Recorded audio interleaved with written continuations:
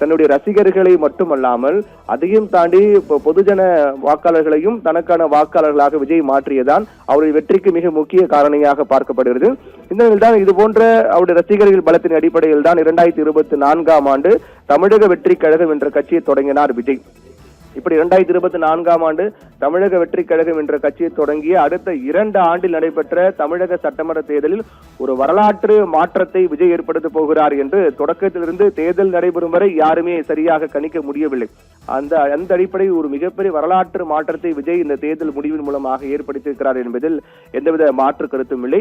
தமிழ் சினிமாவில் நுழைந்து தொடர் வெற்றிகளால் ரசிகர்கள் மத்தியில் இளைய தளபதியாகவும் அதற்கு பிறகு தளபதியாகவும் அதற்கு பிறகு அரசியல் கட்சி தொடங்கி தலைவராக மாறி இருக்கக்கூடிய விஜய் கிட்டத்தட்ட 50 ஆண்டுகால திராவிட அரசியலை ஓரங்கட்டி விட்டு கட்சி தொடங்கி 2 ஆண்டுகளிலே முதலமைச்சராக அரியணை ஏறுவார் என்று யாரும் கணிக்க முடியாத அளவுக்கான ஒரு மிகப்பெரிய மாபெரும் வெற்றியை விஜய் கொடுத்திருக்கிறார் என்றால் அது மிகப்பெரிய விடயமாக தான் பார்க்கப்படுகின்றது.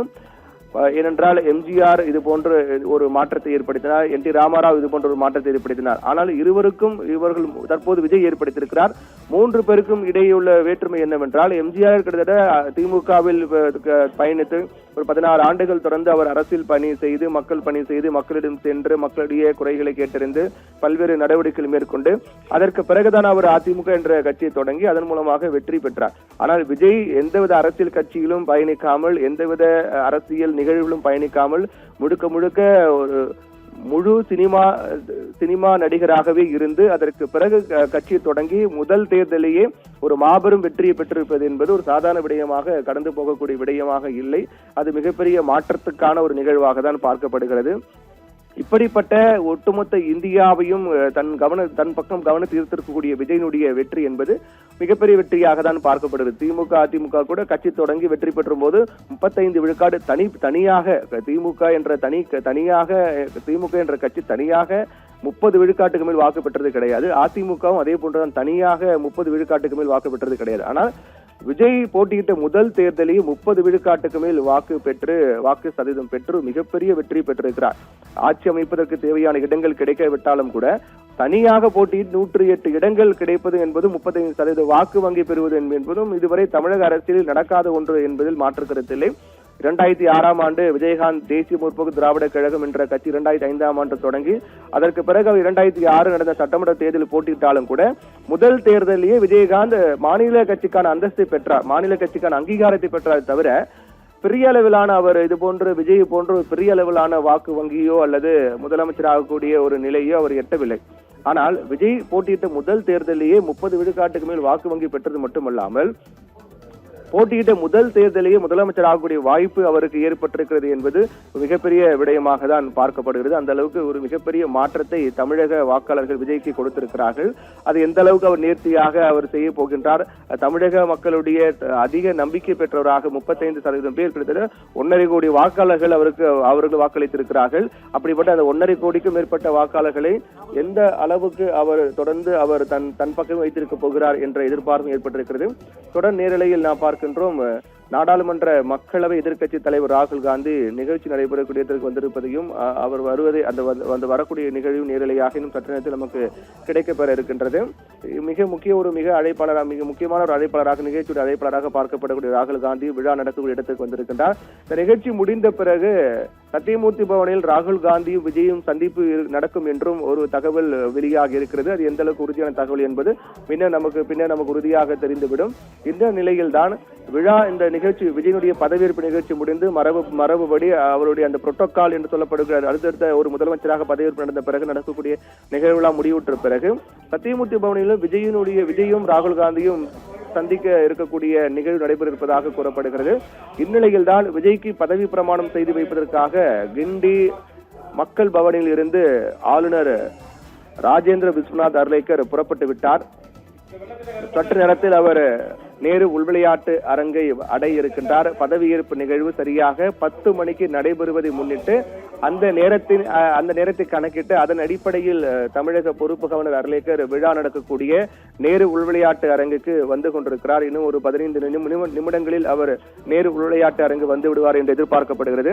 அப்போது ஆளுநர் உள்ளே வரும்போது மரபுப்படி தலைமை செயலாளர் ஆளுநரை வரவேற்பார், பதவி பிரமாணம் செய்து வைப்பதற்காக அழைப்பு விடுப்பார். அந்த அழைப்பை ஏற்று தலைமை செயலாளர் அழைப்பை ஏற்று அவர் பதவி பிரமாணம் செய்து வைக்கக்கூடிய நிகழ்வு நடைபெறும். அது ஏற்கனவே கூறியது போல விஜய்க்கு பதவி பிரமாணம் செய்து வைப்பார் தமிழக கவர்னர் அர்லேக்கர். பதவி பிரமாணம் செய்து வைக்கும் போது அந்த மேடையில் ஐ என்ற வார்த்தையை ஆளுநர் உச்சரிக்கும் போது அதை தொடர்ந்து அந்த பதவி பிரமாண உறுதிமொழி விஜய் படிப்பார். ஐ என்ற வார்த்தை கவர்னர் தொடங்கிய பிறகு அதன் தொடர்ச்சியாக ஜோசப் விஜய் என்னும் நான் என்ற வார்த்தை தொடங்கி அவர் பதவியேற்பு நிகழ்வு நடைபெறும். அதற்கு பிறகு ரகசிய காப்பு பிரமாணம் ஆளுநர் தொடங்கி வைக்க அதையும் விஜய் அது ரகசிய காப்பு உறுதிமொழியும் படிப்பார். அதற்கு பிறகு 9 அமைச்சர்கள் இந்த நிகழ்ச்சியில் பதவியேற்பு நடைபெற இருக்கின்றது. 9 அமைச்சர்களும் பதவி பிரமாணம் மற்றும் ரகசிய காப்பு பிரமாணம் செய்ய இருக்கிறார்கள். இந்த 9 அமைச்சர்களும் அதற்கான பட்டியலும் அதிகாரப்பூர்வமாக வெளியாகி இருக்கின்றது. தமிழக கவர்னர் அர்லேக்கர் நிகழ்ச்சி நடைபெறக்கூடிய நேரு உள்விளையாட்டு அரங்கை நோக்கி சென்று கொண்டிருக்கூடிய நேரலை காட்சியை நாம் பார்த்துக் கொண்டிருக்கோம்.